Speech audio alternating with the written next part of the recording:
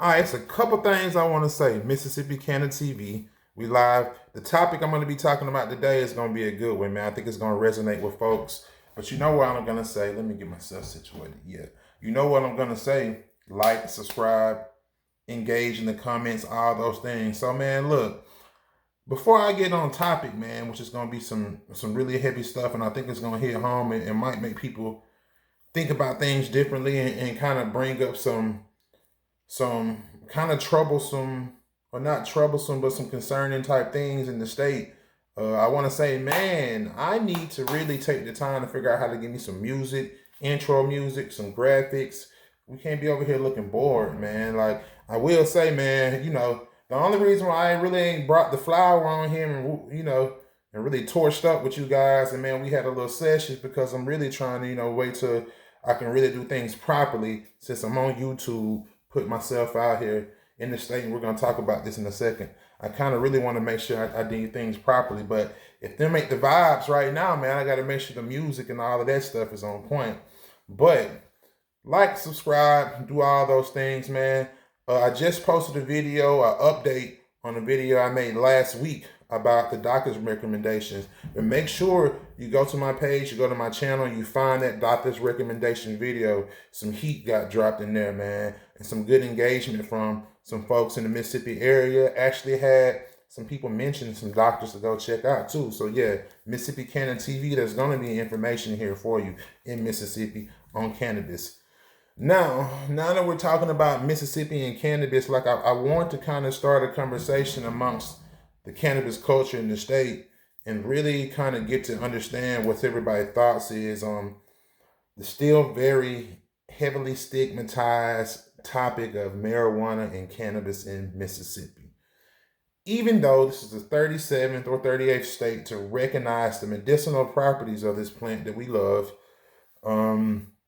and create regulation that kind of, in some form of fashion, gets it to the people. Is the state really ready to be selling weed? That's what I ask myself a lot. And as I talk to the few growers I've talked to here in my area, and just kind of understood, some of the counties that have been very welcoming and just helping people every step of the way get those documents ready, get your inspections done so you can be able to get into business. And then kind of like in the county where I'm at, it's not the same scenario.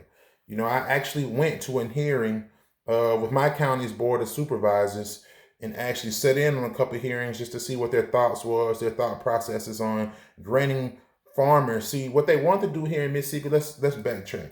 What they wanted to do here in Mississippi was create zoning roadblocks where that you had to be zoned industrial to start a grow.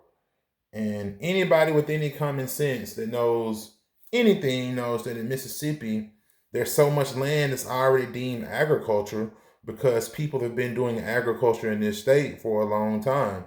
So for this particular county to step in and say, well, has to be zoned, and I'm not sure if that was statewide that these hearings had to be had to overturn that, but I do know a couple counties in my surrounding area actually got some of those hearings coming up. And by the way, if you can be there in those counties and these hearings, they're usually announced in the paper when they're going to have these hearings to amend a zoning type of situation. That's a zoning situation. Zone agriculture versus commercial, industrial, whatever. So if there's a hearing going on in your area, be present. You know what I'm saying? It's not anything where you have to put yourself out and go in there and say what you're here for or anything of that nature. You're just there kind of get the information.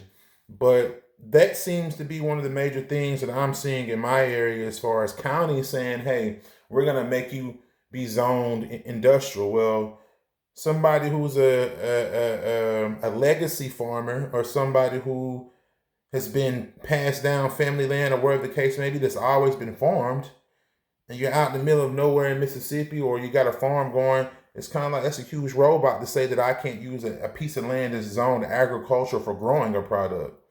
So, but I think that all kind of comes back around to the stigmatism still of marijuana here in this state, man. There's still a lot of people sitting on those boards and on these county boards of supervisors and aldermen and district supervisors and things like that still think that this plant does not have any beneficial properties to it and it's just smoking grass and you're going to be dumb and slow.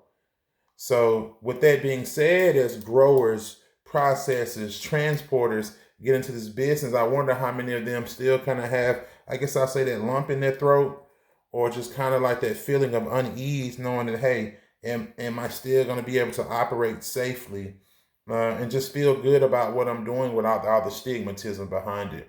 I know I've reached out to several growers, and by the way, if you're a grower, processor, or kind of know of anyone in that field that's looking to get some exposure, looking to let the people, and I did a video about this too as well. If you're growing fire in Mississippi and you want the people to know, because you're going to have to build them brands up here to get that brand identity to kind of be profitable across the state.